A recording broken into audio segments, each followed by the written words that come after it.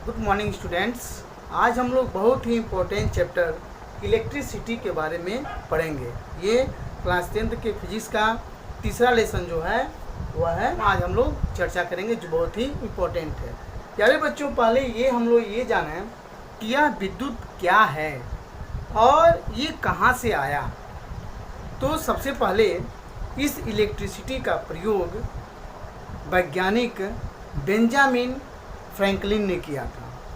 Benjamin Franklin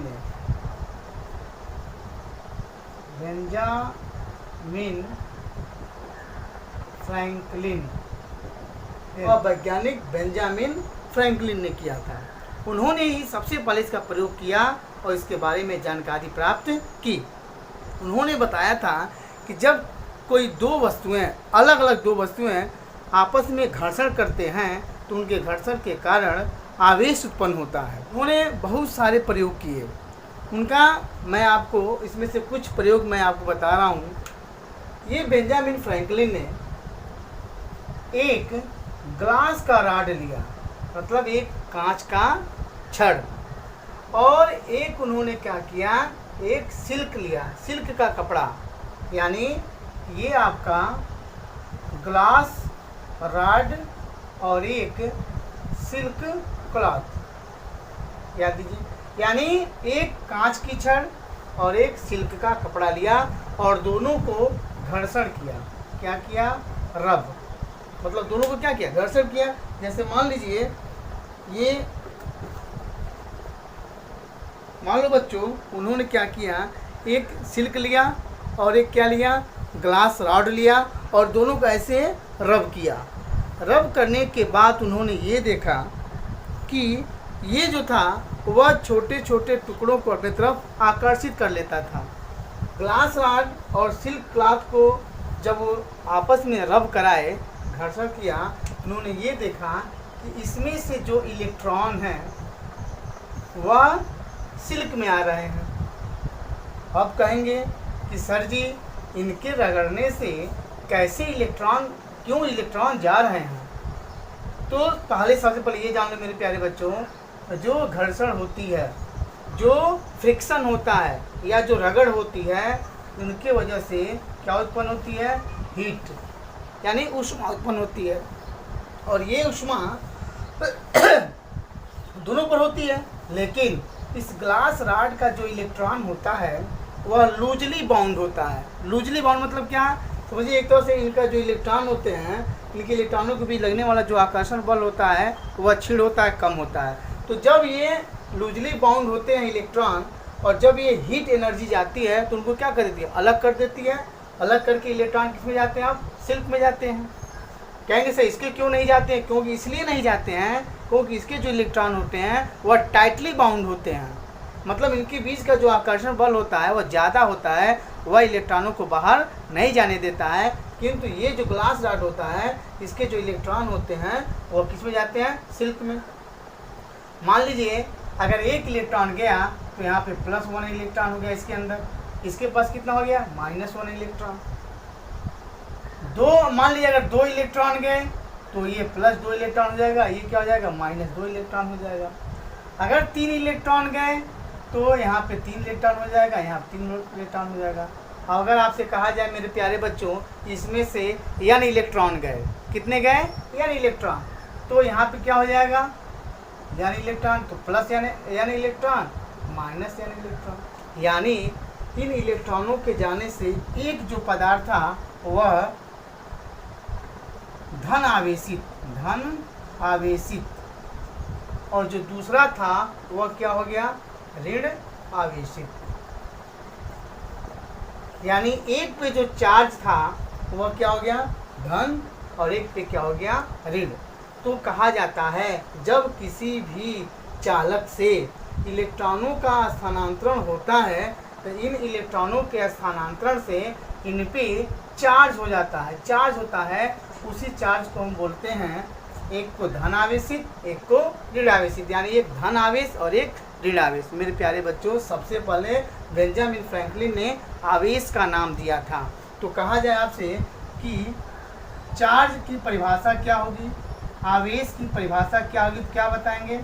आवेश एक प्रकार का गुण है जो एक पदार्थ से दूसरे पदार्थ में इलेक्ट्रॉनों का स्थानांतरण करता है। आवेश एक प्रकार का गुण है जो एक पदार्थ से दूसरे पदार्थ में इलेक्ट्रॉनों को क्या करता है, स्थानांतरण करता है। यानी आवेश कब उत्पन्न होता है, जब इलेक्ट्रॉनों का स्थानांतरण होता है। यानी आवेश जो वाहक का काम कौन करता है, इलेक्ट्रॉन करता है। जब तक इलेक्ट्रॉन स्थानांतरित नहीं होते हैं तब तक आवेश उत्पन्न नहीं होता है। अब ये आवेश कितने प्रकार के हो गए, तो दो प्रकार के, एक धन आवेश और एक क्या हो गया, ऋण आवेश। देखिए धन आवेश और ऋण आवेश। आवेश दो प्रकार के, एक धन आवेश और एक ऋण आवेश। और पदार्थ भी, एक को बोलते हैं पदार्थ क्या हो गया, आवेशित हो गया। हम बोलते हैं पदार्थ क्या हो गया, आवेशित हो गया। किसके कारण हो गया, तो इलेक्ट्रॉनों के स्थानांतरण के कारण जो पदार्थ थे वह आवेशित हो गए। किस रूप में आवेशित हो गए, तो एक धन के रूप में हो गए और एक ऋण के रूप में हो गए। इस आधार पर वैज्ञानिक बेंजामिन फ्रैंकलिन ने चार्ज को दो प्रकार बताया, एक धन आवेश और एक ऋण आवेश। क्यों, अभी हम लोगों ने पढ़े कि बेंजामिन फ्रैंकलिन ने ग्लास रॉड और सिल्क क्लॉथ को जब आपस में रगड़ किया तो रगड़ की वजह से इसमें से इलेक्ट्रॉन निकल करके रेशम के कपड़े में चले गए। तो यहाँ पे इलेक्ट्रॉनों की कमी हो गई, तो इस पदार्थ को क्या बोलते हैं, धनावेशित पदार्थ। और यहाँ पे इलेक्ट्रॉनों की अधिकता हो गई, इसलिए सिल्क क्लॉथ को, रेशम के कपड़े को बोलते हैं ऋणावेशित पदार्थ। मेरे ख्याल से आपको समझ में आ गया कि कौन किसे बोलते हैं धनावेशित और किसे बोलते हैं ऋणावेशित। अब देखो मेरे प्यारे बच्चों, इलेक्ट्रॉनों के स्थानांतरण से चार्ज की कल्पना की गई। उस चार्ज को वैज्ञानिक फ्रैंकलिन ने दो प्रकार बताया, एक धनावेश और दूसरा ऋणावेश। अब हम लोग ये पढ़े कि इस आवेश के गुण क्या हैं, इस आवेश के गुण क्या हैं। तो सबसे पहले इसका गुण ये है कि जो लाइक चार्ज होते हैं, यानी जो समान चार्ज होते हैं, समान आवेश होते हैं, उनके बीच प्रतिकर्षण होता है। यानी अगर दो चार्ज एक समान हैं और दोनों को अगर आप एक पास लाते हैं तो इनके बीच क्या होगा, प्रतिकर्षण। यानी वो दूर एक दूसरे को भेजते हैं, प्रतिकर्षित करते हैं, रिपेल करते हैं। यानी लाइक चार्ज के बीच जो होता है वह रिपेल होता है, यानी प्रतिकर्षित होती है। जैसे मान लीजिए आप लोग देखे होंगे, एक छोटा सा एग्जाम्पल मैं आपको बता रहा हूँ कि अगर आप अगर आप लेते हैं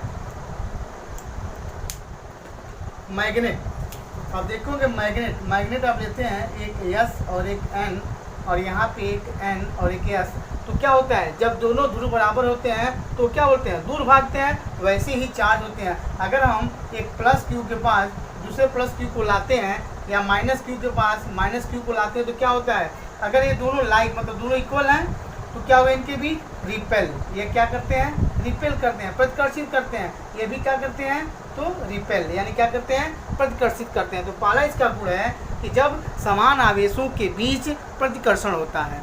दूसरा इसकी क्वालिटी देखिए, दूसरा क्वालिटी है कि अनलाइक चार्ज, यानी जो असमान चार्ज होते हैं, विपरीत अगर चार्ज होते हैं, बराबर चार्ज नहीं होते हैं, तो उनके बीच अट्रैक्शन होता है, यानी वे एक दूसरे को आकर्षित करते हैं। जैसे अगर एक प्लस है और एक माइनस है तो ये दोनों क्या होंगे, इनके बीच अट्रैक्शन होगा, यानी आकर्षण बल का काम होता है, यानी एक दूसरे को अट्रैक्टिव करते हैं। जैसे हम लोग चुंबक में समझते हैं, मैग्नेट में, कि यदि मान लीजिए ये S है और ये N है और यहाँ पे S है और ये N है, तो दो ध्रुव असमान होते हैं तो क्या होता है, इनके बीच ये एक दूसरे को आकर्षित करते हैं। वैसे ही आवेश भी जो होते हैं, अनलाइक जो चार्ज होते हैं, जो असमान चार्ज होते हैं, वे एक दूसरे क्या करते हैं, आकर्षित करते हैं। और जो लाइक चार्ज होते हैं, जो समान चार्ज होते हैं, एक दूसरे को प्रतिकर्षण करते हैं। और जो अनलाइक चार्ज होते हैं, जो असमान चार्ज होते हैं, विपरीत चार्ज होते हैं, वह एक दूसरे को आकर्षण करते हैं, यानी उनके बीच आकर्षण बल काम करता है। तीसरा इसकी प्रॉपर्टी देखिए, इसकी जो तीसरा गुण है, मेरे बच्चों आप यहाँ समझेंगे तीसरे गुण को। जो आवेश होता है Q बराबर या नहीं, Q बराबर या नहीं, यानी यदि किसी चालक में यानी इलेक्ट्रॉन है और एक इलेक्ट्रॉन पर E आवेश है तो इस चालक पर जो आवेशों का मान होगा Q बराबर या नहीं हो। तो इसकी जो तीसरी प्रॉपर्टी है, ध्यान से सुनिए, जो इलेक्ट्रॉन ये स्थानांतरित करता है वह पूर्णांक के रूप में होता है। कभी भी 1/2, 1/3, 5/2 ये कभी भी नहीं होता है, वह फ्रैक्शन के रूप में नहीं होता है। जो इलेक्ट्रॉन स्थानांतरित होते हैं वह पूर्णांक के रूप में होते हैं। एक electron plus minus plus minus 2 electron, plus minus 3, plus minus 4, ऐसे होता है मेरे प्यारे बच्चों। कभी भी इलेक्ट्रॉनों का स्थानांतरण फ्रैक्शन के रूप में नहीं होता है, यानी भिन्न के रूप में नहीं होता है। जब भी हो जाएगा तो 1 2 3 4 ऐसे इलेक्ट्रॉन होते हैं। इसकी तीसरी प्रॉपर्टी है, यानी आवेश के कितने गुण? 3 गुण, मुख्य रूप से 3 गुण पाया गया। पहला कि अगर आवेश समान है तो उनके बीच प्रतिकर्षण होगा, यदि आवेश असमान है, विपरीत है, तो उनके बीच आकर्षण होगा, और जो आवेशों के द्वारा जो इलेक्ट्रॉनों का स्थानांतरण होता है वह पूर्णांक के रूप में होता है, कभी भी फ्रैक्शन यानी भिन्न के रूप में नहीं होता है। धारा कि विद्युत धारा किसी चालक में विद्युत आवेश के प्रवाह की दर को विद्युत धारा कहते हैं। एक बार सुनिए कि चालक में विद्युत आवेश के प्रवाह की दर को विद्युत धारा कहते हैं। कहें कि बच्चों आता है कि परिपथ शब्द आता है कि परिपथ, देखिए परिपथ, तो विद्युत धारा के मार्ग को विद्युत परिपथ कहते हैं। याद आएगा मेरे ख्याल से आपका क्या हो गया, एक विद्युत धारा की परिभाषा हो गई, और कहीं कि आता है शब्द आएगा विद्युत परिपथ। तो क्या बताएंगे, विद्युत धारा के मार्ग को या धारा के पथ को हम विद्युत परिपथ कहते हैं। तो मेरे ख्याल से आपको समझ आया कि विद्युत धारा क्या है। किसी चालक में आवेश प्रवाह की दर को विद्युत धारा कहते हैं। देखिए यहाँ भाषा में लिखा गया है, किसी चालक में विद्युत आवेश के प्रवाह की दर को विद्युत धारा कहते हैं। मेरे प्यारे बच्चों, आवेश के प्रवाह की दर को, यानी जब किसी चालक से आवेश का प्रवाह होता है, और ये आवेश का प्रवाह कौन करता है, तो इलेक्ट्रॉन करते हैं। ध्यान सुनिएगा, आवेश प्रवाह का जो काम करते हैं, आवेश वाहक का जो काम करते हैं, वह इलेक्ट्रॉनों के द्वारा होता है। तो जब इलेक्ट्रॉन किसी चालक से मुक्त होते हैं तो उसको बोलते हैं आवेश प्रवाह, और उसे आवेश प्रवाह की दर को ही हम विद्युत धारा कहते हैं। जैसे मान लीजिए इस चालक में इस अनुप्रस्थ भाग से t समय में q आवेश अगर प्रवाहित होते हैं तो इस चालक में जो विद्युत धारा का मान होगा I बराबर Q/T। देखिए यदि किसी चालक की अनुप्रस्थ काट में t समय में q आवेश प्रवाहित हो तो चालक में प्रवाहित धारा I बराबर Q/T। ये हमारी चालक है, मैं आपको बताया ये चालक है, और इस चालक का ये जो हिस्सा होता है वह अनुप्रस्थ बोलते हैं। तो इस t सेकेंड में इस अनुप्रस्थ हिस्से से जितने आवेश प्रवाहित होते हैं वह विद्युत धारा होती है। तो विद्युत धारा का मान क्या होगा, तो I बराबर Q/T या Q बराबर IT इसको लिख सकते हैं। यहाँ से हम लोग विद्युत आवेश को लिख सकते हैं, विद्युत आवेश बराबर विद्युत धारा गुणे समय। देखिए यहाँ से हम लोग Q के मान लिख सकते हैं, Q बराबर IT यानी विद्युत धारा गुणे समय। अब देखो मेरे प्यारे बच्चों, विद्युत जो आवेश होता है, विद्युत आवेश का मात्रक कूलाम होता है। क्या होता है, कूलाम। और इसको विद्युत आवेश को ध्यान दीजिएगा, विद्युत आवेश का मात्रक कूलाम, और इसको कैपिटल C से प्रदर्शित करते हैं, कैपिटल C से। और ये जो विद्युत आवेश का मात्रक जो कूलाम है वह बड़ा मात्रक है। ध्यान सुनिएगा, कूलाम जो है आवेश का बड़ा मात्रक है, और इसका जो छोटे मात्रक होते हैं उसको बोलते हैं micro coulomb, nano coulomb, pico coulomb. तो यहाँ ये जो कूलाम है वो बड़ा मात्रक है, और हम लोग कूलाम का छोटा मात्रक यूज करते हैं। देखिए एक माइक्रो कूलाम बराबर 10⁻⁶ कूलाम। एक पीको कूलाम बराबर 10⁻12 कूलाम। एक नैनो कूलाम बराबर 10⁻9 कूलाम। देखिए ये होता है कूलाम के छोटे, कूलाम का आवेश का छोटा मात्रक माइक्रो कूलाम, पीको कूलाम और नैनो कूलाम। 10⁻⁶ कूलाम, 10⁻12 कूलाम और 10⁻9 कूलाम। अब आइए मेरे प्यारे बच्चों, मेरे ख्याल से आपको विद्युत धारा समझ में आ गई। किसी चालक में आवेश प्रवाह की दर को विद्युत धारा कहते हैं, और विद्युत धारा का जो फार्मूला होता है I बराबर Q/T। यहाँ से हम लोग Q की वैल्यू लिख सकते हैं, Q बराबर IT। Q क्या है, तो आवेश, आवेश का मात्रक क्या होता है, कूलाम, और ये कूलाम बड़ा मात्रक है, इसके छोटे मात्रक माइक्रो कूलाम, पीको कूलाम और नैनो कूलाम। अब देखिए यहाँ से अब विद्युत धारा का मात्रक, विद्युत धारा हम समझ गए, अब हम पढ़ेंगे विद्युत धारा का मात्रक। तो विद्युत धारा का जो मात्रक होता है वह एसआई पद्धति में इसका मात्रक एम्पियर होता है। और एम्पियर को संकेत क्या होता है, हम लोग कैपिटल ए से प्रदर्शित करते हैं। एम्पियर, एम्पियर का जो पूरा नाम था आंद्रे मेरी एम्पियर, आंद्रे मेरी एम्पियर। तो एसआई पद्धति में विद्युत धारा का मात्रक एम्पियर, इसे ए से प्रदर्शित करते हैं। और ये किसके नाम पे पड़ा था, तो आंद्रे मेरी एम्पियर के नाम पर। इसका एक अन्य भी मात्रक आप जान सकते हैं। देखिए यहाँ से आई का मात्रक, क्यू का मात्रक क्या होता है, कूलाम, और टी का मात्रक सेकेंड। तो विद्युत धारा का मात्रक कूलाम प्रति सेकेंड अथवा क्या चीज, एम्पियर। अब देखो बच्चों, विद्युत धारा की परिभाषा हो गई, विद्युत धारा का मात्रक हो गया। अब विद्युत धारा की दिशा, तो विद्युत धारा की दिशा हमेशा इलेक्ट्रॉन की दिशा के विपरीत होती है। कि विद्युत धारा की माप, मेरे प्यारे बच्चों, यहाँ मैं एक आरेख आपको बनाया हूँ, एक आरेख बनाया गया है। इस आरेख में, आरेख को समझने से पहले अगर आपसे कहा जाए कि हमको 1 एम्पियर विद्युत धारा की रचना करनी है, यानी 1 एम्पियर की विद्युत धारा हमको प्रवाहित करनी है, तो हम क्या करेंगे, तो I बराबर Q अपॉन T। तो यहाँ से अगर Q की वैल्यू 1 कूलाम और T की वैल्यू सेकेंड 1 सेकेंड, तो विद्युत धारा I बराबर 1 एम्पियर। अर्थात इसका मतलब हो गया यदि किसी परिपथ में 1 सेकेंड में 1 कूलाम आवेश प्रवाहित होता है तो उसकी विद्युत धारा जो होती है वह 1 एम्पियर होती है। देखिए मेरे प्यारे बच्चों, विद्युत धारा की जो माप की जाती है, तो इस परिपथ में देखिए, इसको बोलते हैं सेल। क्या है ये, यह सेल है, यह कुंजी है, और ये बल्ब लगा हुआ है, और ये जो है इसका नाम है अमीटर।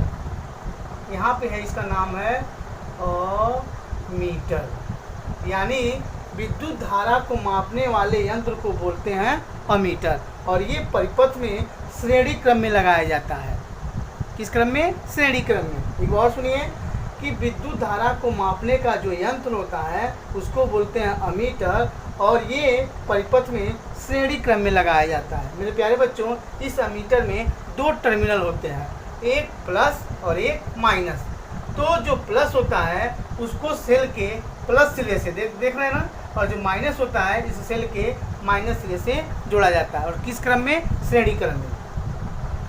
तो जो ही हम कुंजी को ऑन करते हैं, कुंजी को ऑन करते हैं, तो इस सेल से धारा बहती है। धारा दिशा क्या होती है, तो धन आवेश से, देखिए प्लस से जाती है, और प्लस से जाते हुए कहाँ जाती है, माइनस में। किसकी दिशा, तो धारा की दिशा।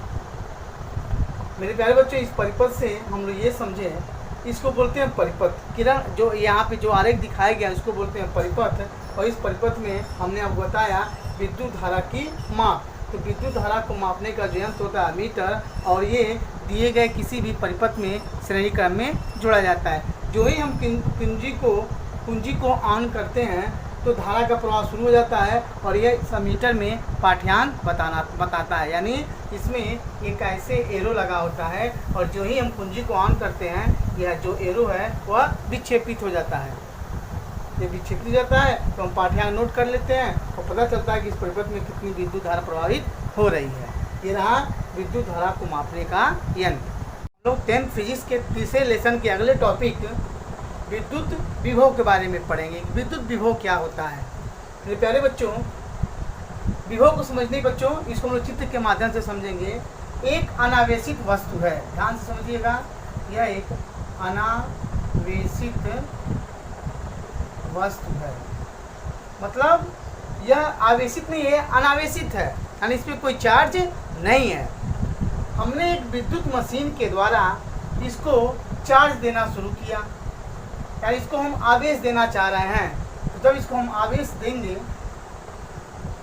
तो मेरे प्यारे बच्चों, माना इसको मैंने आवेश दिया, चार्ज देते गए, और जब दोबारा हमने इसको चार्ज दिया तो ये पहला वाला चार्ज क्या करेगा, इस आने वाले चार्ज को रिपेल करेगा, मतलब प्रतिकर्षित करेगा। हम लोग इसके पहले वीडियो में क्या पढ़े हैं कि जो लाइक चार्ज होते हैं, जो समान आवेश होते हैं, वह एक दूसरे को प्रतिकर्षित करते हैं। तो जब हम इसको चार्ज देंगे तो पहली बार देंगे तब तो वह इसको ग्रहण कर लेगा, लेकिन जब दूसरी बार इसको चार्ज को हम देंगे, आवेशित करेंगे इसको, तो यह क्या करेगा, इस आने वाले चार्ज को रिपेल करेगा, प्रतिकर्षित करेगा। अब बताइए, अब हमको इस चार्ज को यहाँ पे लाने के लिए इसके जो प्रतिकर्षण करता है, प्रतिकर्षित करता है, उसके विरुद्ध कार्य करना पड़ता है। यानी जब किसी अनावेशित वस्तु को आवेशित किया जाता है, चार्ज दिया जाता है, तो उनके प्रतिकर्षण के विरुद्ध कार्य करना पड़ता है। यानी इस आवेश पर कार्य होता है और यह कार्य जो है स्थितिज ऊर्जा के रूप में संचित हो जाती है। इस वस्तु को आवेशित करने के लिए हमको आवेश पर कार्य करना पड़ता है और यह कार्य आवेश के स्थितिज ऊर्जा के रूप में संचित हो जाती है। पर किए गए कार्य के आधार पर हम वैद्युत विभव की परिभाषा देते हैं, अनंत से एकांक धन आवेश को किसी बिंदु तक लाने में किया गया कार्य उस बिंदु का वैद्युत विभव कहलाता है। और इसे V से, कैपिटल V से प्रदर्शित करते हैं। माना Q आवेश को किसी बिंदु तक लाने में किया गया कार्य W हो, तो वैद्युत विभव V बराबर W/Q। मेरे प्यारे बच्चों, यहाँ से और इसका मात्रक वोल्ट होता है। क्या होता है? इसका मात्रक वोल्ट होता है। इसका मात्रक वोल्ट होता है। इसका मात्रक वोल्ट होता है। मेरे प्यारे बच्चों, यदि W बराबर 1 जूल और Q बराबर 1 कूलाम, तो V बराबर 1 वोल्ट। तो यहाँ से हम लोग इसकी परिभाषा दे सकते हैं, यदि 1 कूलाम आवेश को अनंत से किसी बिंदु तक लाने में 1 जूल कार्य किया जाए, तो उस बिंदु पर वैद्युत विभव 1 वोल्ट होगा। एक बार ध्यान से सुनिए, यदि W बराबर 1 जूल, Q बराबर 1 कूलाम, तो V बराबर 1 वोल्ट। यानी यदि 1 कूलाम आवेश को अनंत से किसी बिंदु तक लाने में किया गया कार्य 1 जूल हो, तो उस बिंदु पर वैद्युत विभव 1 वोल्ट होगा। ये रहा आपका वैद्युत विभव। उसके बाद अब पढ़ेंगे विद्युत विभवांतर। किसी विद्युत परिपथ के दो बिंदुओं के बीच एकांक आवेश को एक बिंदु से दूसरे बिंदु तक ले जाने में किया गया कार्य विद्युत विभवांतर कहलाता है। जैसे मान लीजिए हमने यहाँ पर बिंदु A और बिंदु B लिया है। अब बिंदु B पर हमने एक धन आवेश लिया +Q। इस धन आवेश को बिंदु B से बिंदु A तक लाने में जो कार्य किया जाता है, उसी कार्य को इन दोनों बिंदुओं के बीच विभवांतर होता है। तो माना कि +Q आवेश को बिंदु B से बिंदु A तक ले जाने में किया गया कार्य W हो, तो इन दोनों बिंदुओं के बीच जो विभवांतर होगा V बराबर W/Q। ये फार्मूला बनता है विभवांतर का, V बराबर W/Q। यहाँ से हम लोग जो विभवांतर होता है उसका मात्रक होता है, W का मात्रक जूल और Q का मात्रक कूलाम, तो विभवांतर का मात्रक होता है जूल प्रति कूलाम। जूल प्रति कूलाम, या इसी को हम लोग बोलते हैं वोल्ट। क्या बोलते हैं? वोल्ट। विभव का भी मात्रक जूल प्रति कूलाम या वोल्ट है, और वैद्युत विभवांतर का भी मात्रक जूल प्रति कूलाम या वोल्ट होता है। यदि W बराबर 1 जूल और Q बराबर 1 कूलाम, तो V बराबर 1 वोल्ट। यहाँ भी हम परिभाषा दे सकते हैं कि यदि 1 कूलाम आवेश को बिंदु B से बिंदु A तक लाने में किया गया कार्य 1 जूल हो, तो दो बिंदुओं के बीच का जो विभवांतर होगा वह 1 वोल्ट होगा। यानी यदि 1 कूलाम आवेश को एक बिंदु से दूसरे बिंदु तक लाने में किया गया कार्य 1 जूल हो, तो उन दोनों बिंदुओं के बीच विभवांतर 1 वोल्ट होगा। मेरे प्यारे बच्चों, विद्युत विभवांतर को मापने का जो यंत्र होता है उसको बोलते हैं वोल्ट मीटर। Volt meter. और ये परिपथ में जिन दो बिंदुओं के बीच विभवांतर ज्ञात करना रहता है, उनसे समांतर क्रम में जोड़ा जाता है। यानी वोल्ट मीटर को परिपथ में हमेशा समांतर क्रम में जोड़ा जाता है।